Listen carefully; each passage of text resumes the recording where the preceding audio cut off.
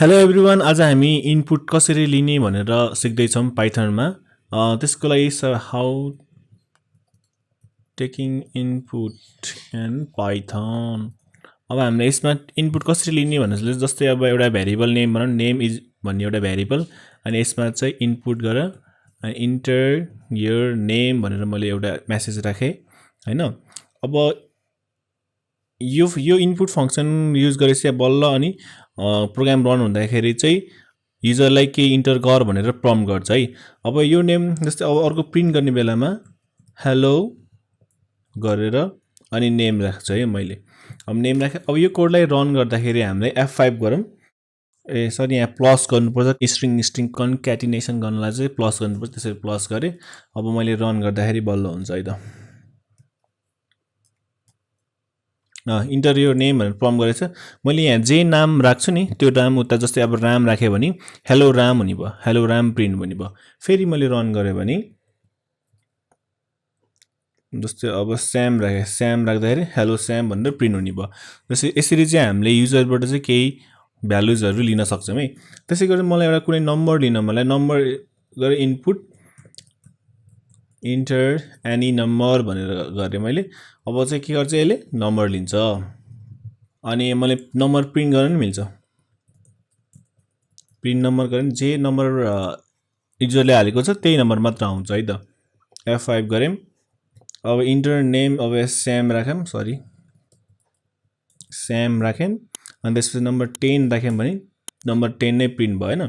तर यो हामीले जहिले पनि कुनै पनि भ्यालु इनपुट गर्ने बेलामा त्यो एज ए स्ट्रिङ नै लिइरहेको हुन्छ। जस्तै नम्बर भने पनि यसमा चाहिँ एज ए स्ट्रिङ भएर चाहिँ स्टोर भइरहेको हुन्छ है नि। त्यसैले जस्तै अब नम्बर, जस्तै नम्बर यो नम्बरमा मैले ए गरेँ अनि अर्को इन्टर फर्स्ट नम्बर गरौँ है। यहाँ फर्स्ट नम्बर एकचोटि माथिको मेटाइदिउँ,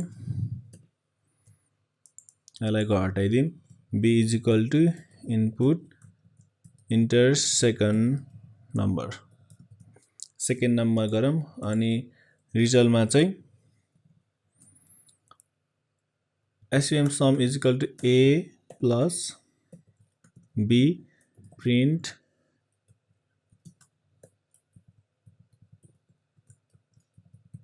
रिजल्ट गरेँ अनि कमा दिएर नि मिल्छ होला, कमा सम गरेँ मैले।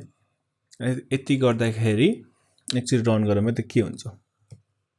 Enter first number 1, second number 2, अनि रिजल्टमा चाहिँ यहाँ 1 2 आयो। यो 1 2 किन भयो भन्दाखेरि यो हामीले दिएको इनपुट एज अ स्ट्रिङ लिइरहेको छ। स्ट्रिङ चाहिँ प्लस गर्दाखेरि कन्क्याटिनेसन भएर अनि 1 अनि 2 हुन्छ। त्यसैले यो चाहिँ 1 2 आएको छ, 3 नआइकन हैन। त्यसैले योलाई कन्भर्ट गर्नको लागि चाहिँ यो जे आएको नि, अब यो चाहिँ एज ए स्ट्रिङ आएको छ। एज ए स्ट्रिङलाई कन्भर्ट गर्नको लागि हामीले के गर्नु पर्यो, यसलाई इन्टिजरमा कन्भर्ट गर्नु पर्यो। इन्टिजरमा कन्भर्ट गर्ने टाइप कन्भर्सन भन्छ, एउटा टाइपबाट अर्को टाइपमा कन्भर्सन गर्ने। जे टाइप भने यसलाई केमा कन्भर्ट गर्यौँ, इन गर्ने।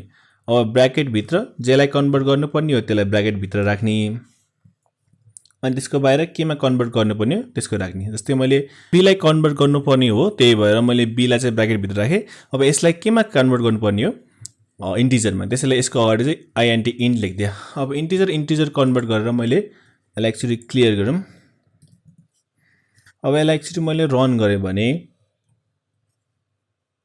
नम्बर 1 2 राखेँ अनि 3 राखेँ, यसको रो सम 5 आउनुपर्छ। 5 आयो।